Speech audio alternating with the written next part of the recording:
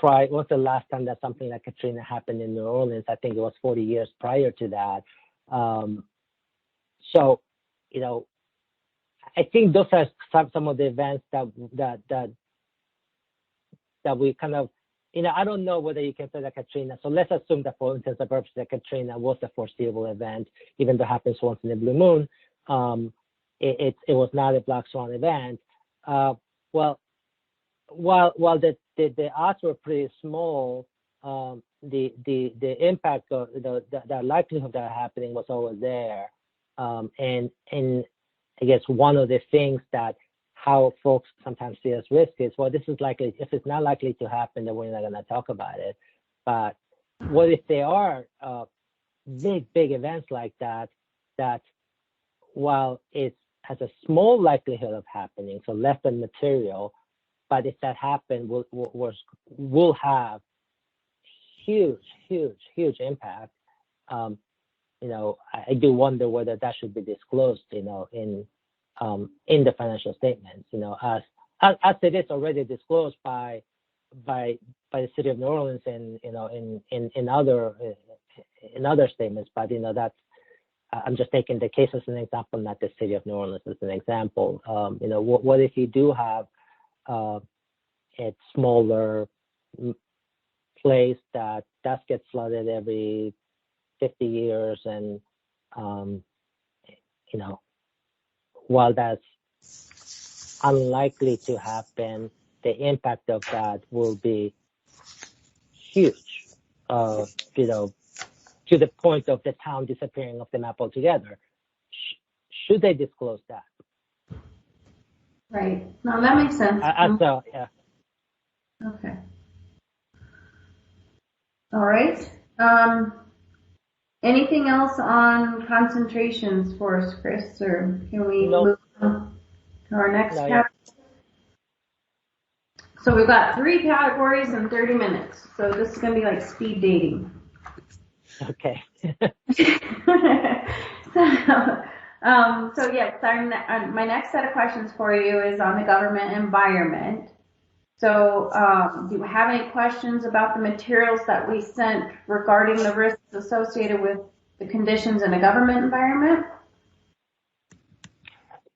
Yeah. You know, in terms of, I think in terms of government environment, this is something that it will be helpful for a user to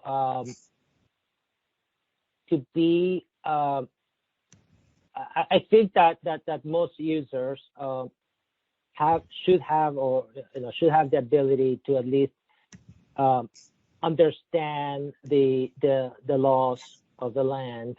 So, you know, particularly in each state, you know, something maybe. I think that it will be helpful for a user to understand what's different about this particular governmental entity.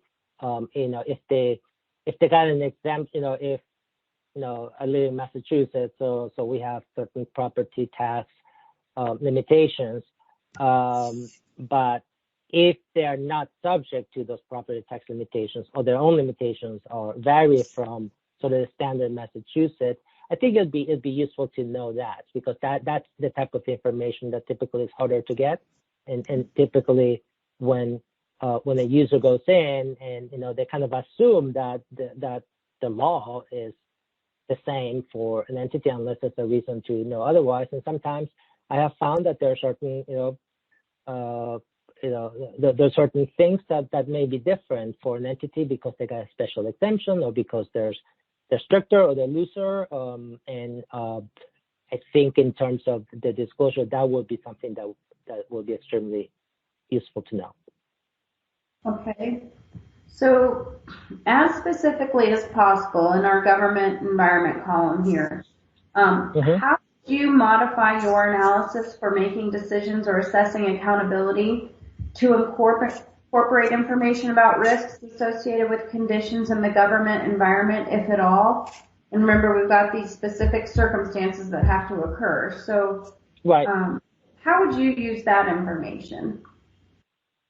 I think it will vary in a case by case basis. You know, I mean, as someone who's obviously, you know, spent, you know, a lot of my career working with government, they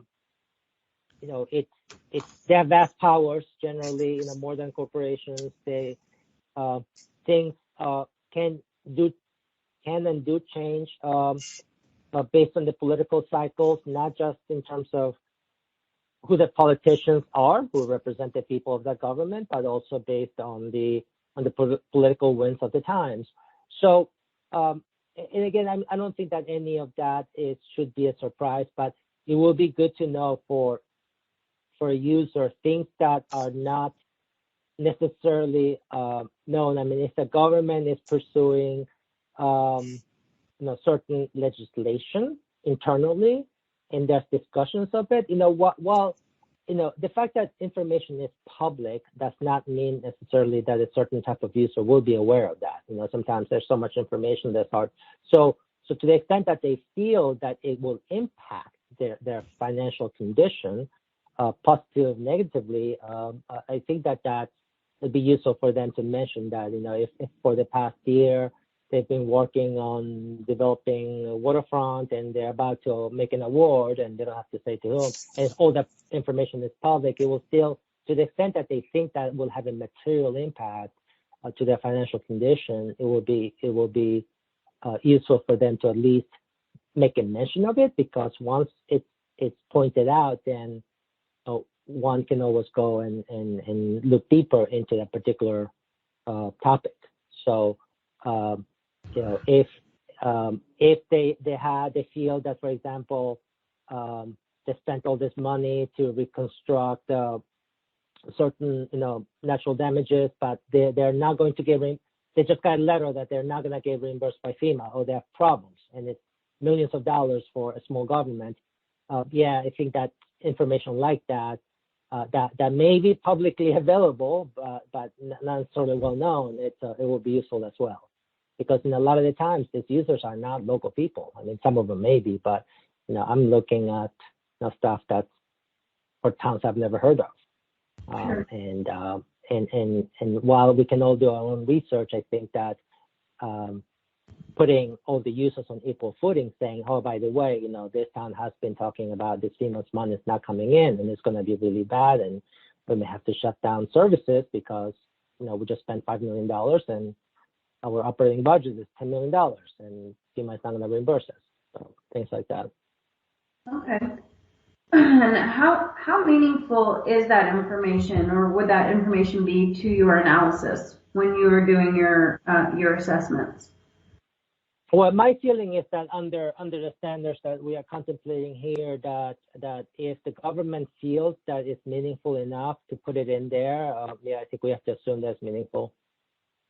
Okay. So then does it kind of follow the same process as you described to us before, where you have both a qualitative and a quantitative aspect to your analysis, or? Yes. Yeah, it does. And depending what it is, sometimes you may not care. I think it really depends on the reason why I'm looking at something. Sometimes, there are cases of negative information that may have potentially negative impact to the government. It doesn't necessarily mean that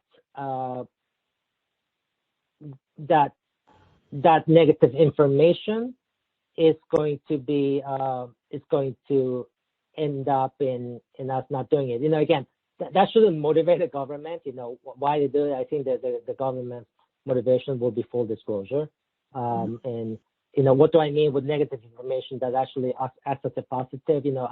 I did a financing a few years ago, right after, like in 2000, right after the 07, 08, when the mortgage crisis was budding, where I did a short-term financing that was a securitization where the revenue source was penalties on essentially the revenues came from foreclosed properties where a new buyer will come in and pay the taxes. Okay. So you can imagine, that was in this particular place, that was begin to be a huge problem with foreclosed properties.